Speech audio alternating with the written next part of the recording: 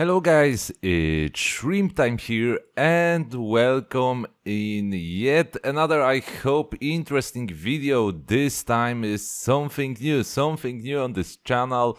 We are going to talk about my saltwater tank. And I must say this will be a little show of this tank, a little bit of introduction and a little bit of history of this tank. And if you will like the saltwater episodes, I will make more of them. So first of all, this is a bare bottom 50 to 60 liter tank with some mixed reef. As you can see straight ahead from this picture, I've got some successes in this tank and some problems. Unfortunately, at the beginning of this tank, I was very dedicated to its upkeep.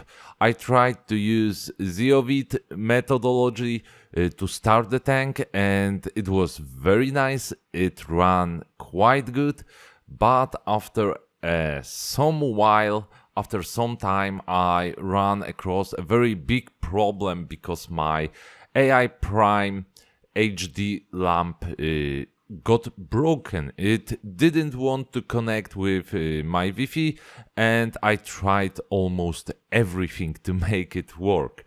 And afterwards, unfortunately, I've lost some corals.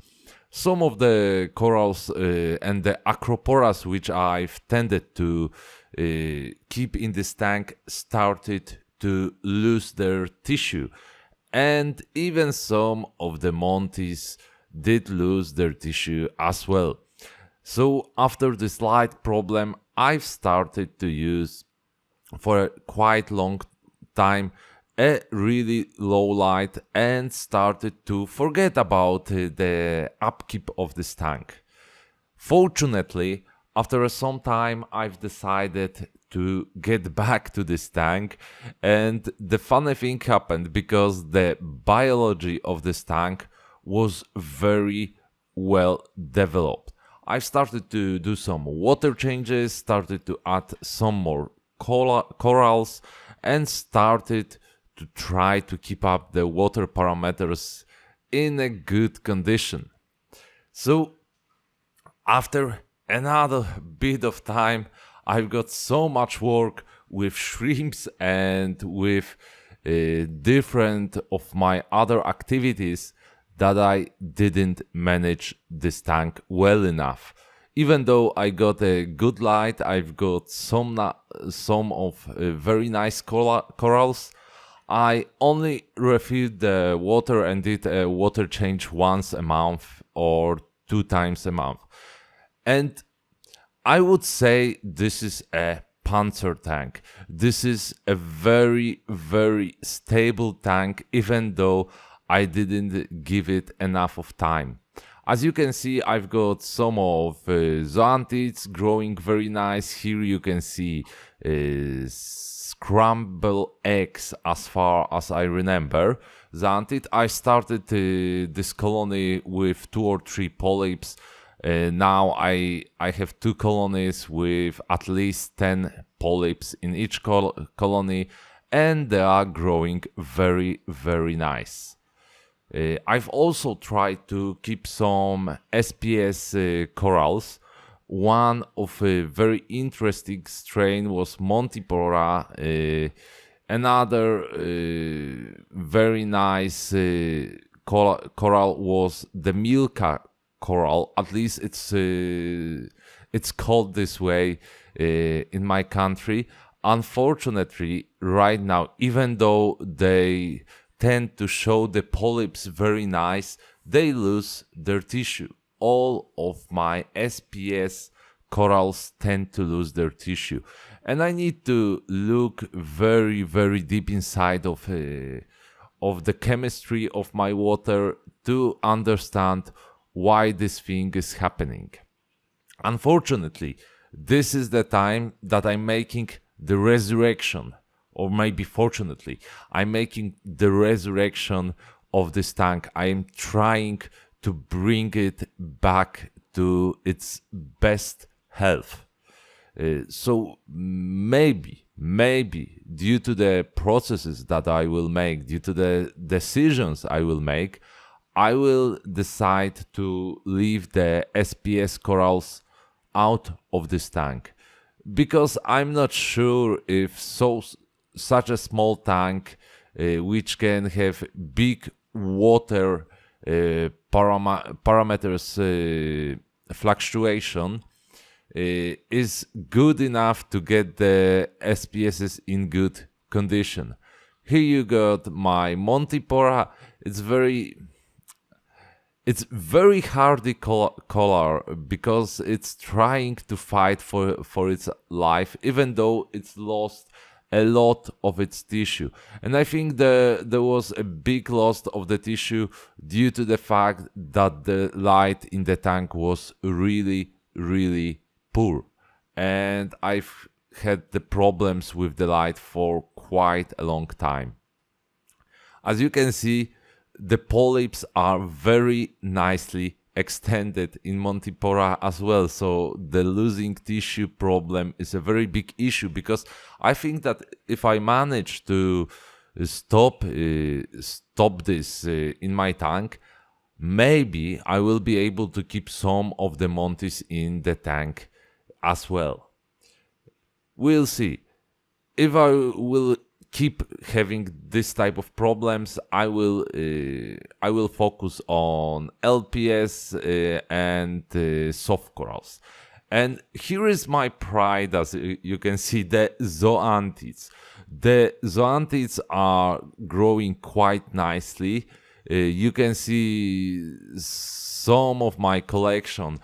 I have this little idea that I will make a special one tank only for collecting the zoas. I love zoas. I think that zoas are very beautiful. There is enormous color variation among those corals, and it's fun.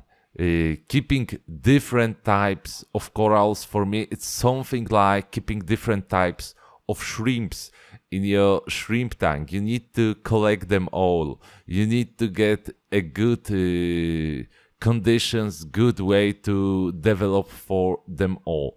Here we got the sonic flare zoa, very nice zoa.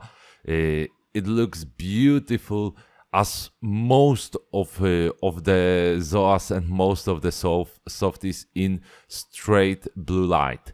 I think that if we'll develop the series of my saltwater tank, I will maybe buy some kind of orange filter, so I will be able to show you all of those corals in only the blue, the actinic light, because I think that the saltwater tank pops the best in this beautiful, beautiful blue colors. In the background, you can see that I've got a little problem as well. I got this bubble algae. I hate it. This is my big mistake, because I've brought it to my tank with just 2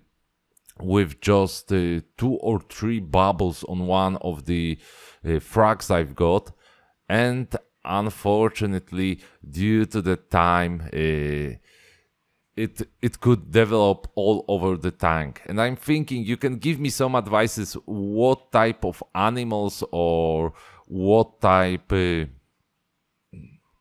of supplements I can try to use to get rid of it in my tank. Here I'm trying to play with my Euphilia, so I will put it in Euphilia or torch color. Maybe I will put it on the video as well. I've got a very sad story about Euphilias, because I've got a dragon soul. I've put it in my tank, and it didn't like my water parameters. And quite expensive coral, the dragon soul, died off. It was very, very sad for me to lose that coral, because it was beautiful, and it was expensive. And I thought that I will be able to keep the Dragon Soul. If that would be positive, I will get for the Golden Torch Corals and develop my Euphilias collection as well. They can be quite interesting. So many shapes, so many colors, great to correct. Unfortunately, I've made a lot of mistakes during my whole attempts to keep saltwater tank.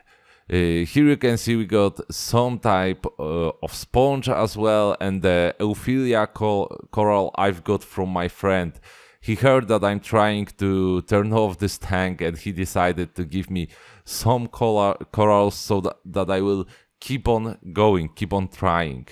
And in the front, I'm not so sure, but it's quite probable it's King Midas coral, or you can write me the name of the zoantid because I forgot the name. I think that I've got it somewhere somehow written down, so I won't forget. But on the video I did actually forget.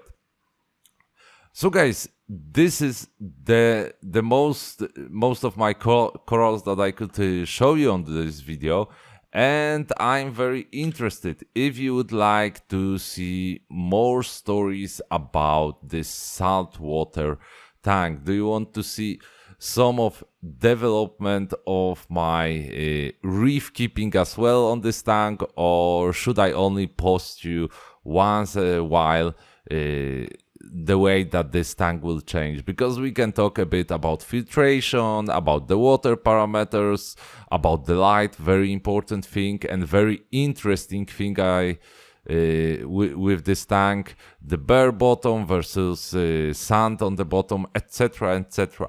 Please leave me a comment, and if you prefer watch videos only about shrimp breeding, please tell me about that as well.